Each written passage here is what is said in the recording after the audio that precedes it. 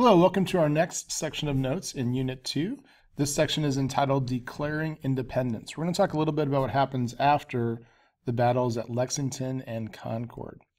So after Lexington and Concord, the local militia begin to gather around Boston, about 20,000 men. British General Gage has moved his troops into the city of Boston, and if we look at a map here, Boston at this point is largely a peninsula. You can see over here we've got land on the outside. What happens is the militiamen gather around Boston, but they don't really have any artillery or any way to really kind of attack Boston. The British are content with just staying inside the city and kind of waiting it out. So right now we're kind of at a holding point. The Continental Army, or the militia, is going to have to get some kind of artillery or cannons that they can then basically shoot down into the city of Boston with. Otherwise, it's virtually just kind of a standstill. So the Continental Army goes up to Fort Ticonderoga, which is in the upper part of New York State. It's an old British fort that has tons of artillery. So they send up Ethan Allen and his group, the Green Mountain Boys. They capture Fort Ticonderoga with almost no incident. This is an old postcard that shows you really the value in Fort Ticonderoga. You can see all the cannons lined up here in the fort. It's a very interesting shaped fort. This is an old postcard, and this is what it looks like today. So it's got a really cool shape. It's made so that you can't really attack it very easily. It's next to the water. So this is Fort Ticonderoga. So the great thing is we now have cannons. The bad thing is we're still a long ways away from Boston and how we're going to get them to Boston. So enter a plan by Henry Knox. He comes up with a plan to go up to Fort Ticonderoga. It's in the winter time. He's going to use oxen and sleds for a large portion of the journey, and he's going to use those sleds to bring the cannons back down to Boston. So if you look at this map, this is Fort Ticonderoga. You can see New York State here. This is Massachusetts. This is Boston. So this is where we got to get him. He is trying to get almost 60 cannons, a total of 300 miles, and it's going to take about 56 days to get these cannons all the way down. Pretty incredible task. This is the description in the book that I have here in the classroom for you guys, Guns for General Washington, if you'd like to read that. But it's an amazing story how they drag him across frozen lakes and all different things to get them to Boston. Now, in the meantime, we have the Second Continental Congress meeting in Philadelphia. Eventually, all 13 colonies meet. Georgia's not there at the beginning, but they do show up. This is happening in the summer of 1775, and one of the most important things they decide to do is to form the Continental Army. So at this point, the action has happened at Lexington and Concord. They now realize they have to prepare for a war.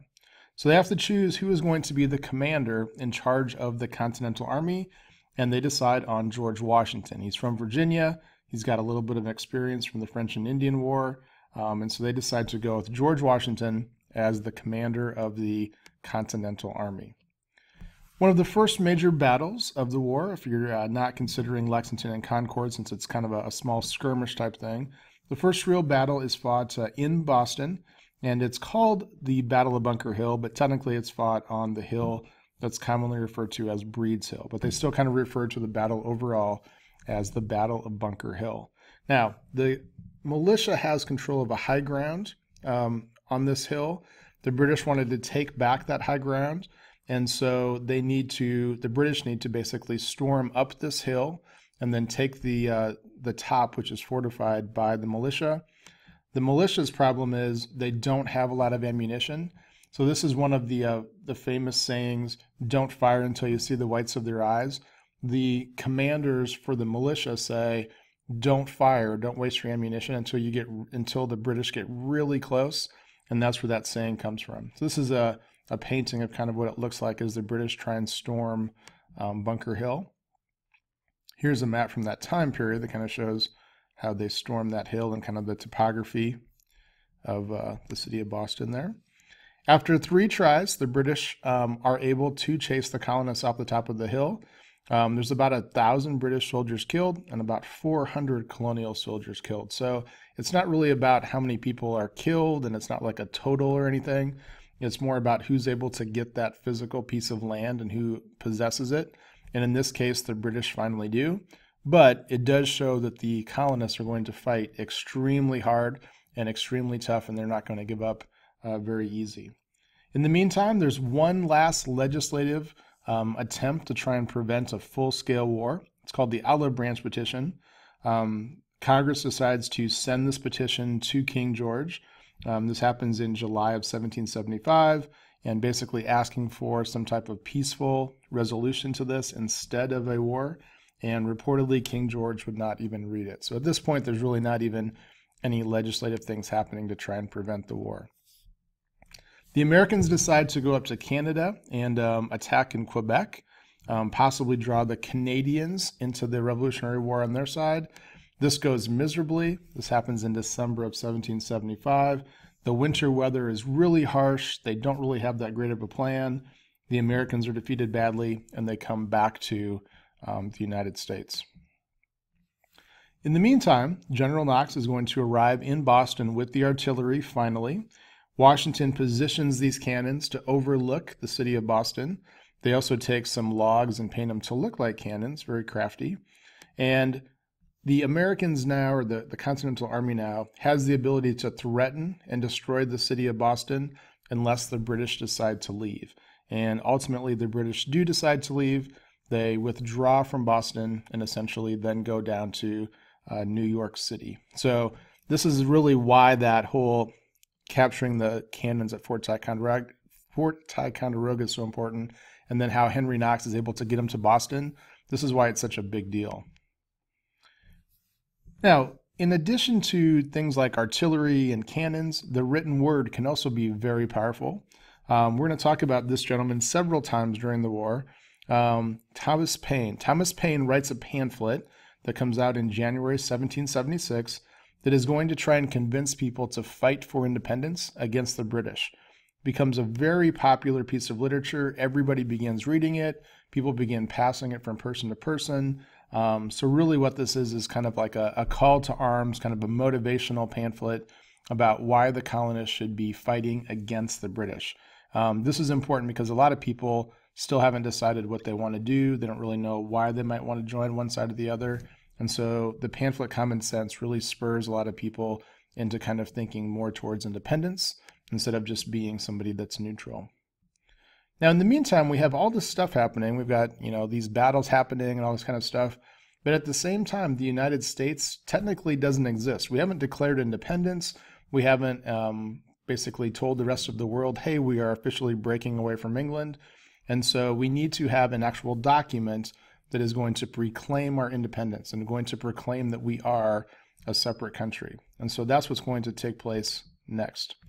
This is written by Thomas Jefferson. Now we say written by, it's kind of debated and argued back and forth, and then ultimately the person that pens the final copy is Thomas Jefferson. Kind of significant why it's Thomas Jefferson and not somebody like John Adams, for example. Thomas Jefferson was chosen because he's known as being an excellent writer. He's done some previous work with Virginia and some of the important documents that have come out of the colony of Virginia. He's also well-liked, relatively well-liked among the different delegates there. And he's also from Virginia, which is really at this point the most influential colony. And so it's going to help if it's coming not only from people like in the Massachusetts region, but it's also coming from Virginia. It's coming from one of the most influential colonies. So it is adopted on July 4th, 1776. And beyond just explaining that they're going to be their own country, it also has other elements to it. It describes all the reasons why the colonies are breaking away from England. And some of these really dig into the fact that people have natural and unalienable rights that government cannot take away.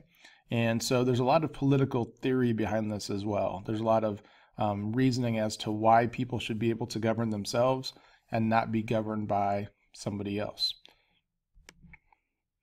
Now, it is important to note, as we kind of finish up this section on the Declaration of Independence, that even though it does talk about people having freedom and being able to have their own say in government, it does also leave out very significant parts of the population.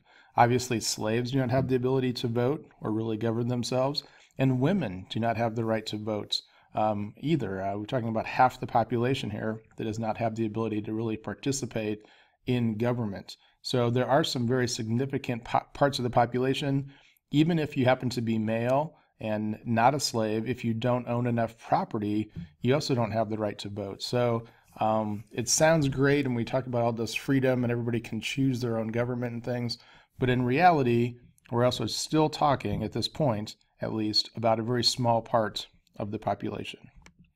So that is our section of notes on declaring independence and a little bit about what happens after Lexington and Concord. Thanks.